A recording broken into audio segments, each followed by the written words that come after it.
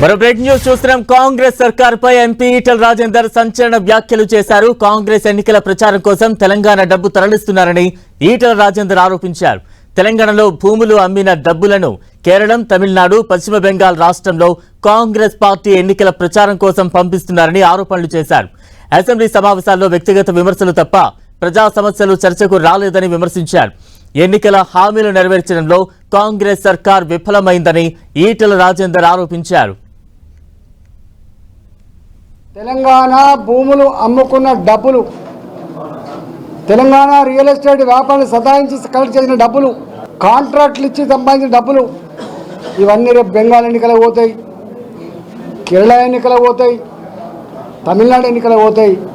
చివరికి ఈ ప్రాంతంలో ఉన్న ప్రజలు పేదరికంలో మగ్గిపోతున్నారు. ఈ రాష్ట్రంలో ఉన్న వారికి, పేదవానికి ఉండే భూమి రాదు. ఈ రాష్ట్రంలో చదువుకున్న పిల్లగానికి ఫీ రియంబర్స్మెంట్ రాదు. ఈ రాష్ట్రంలో ట్రీట్మెంట్ పొందుతున్న పేషెంట్కు పైసలు రావు, రోగికి పైసలు రావు.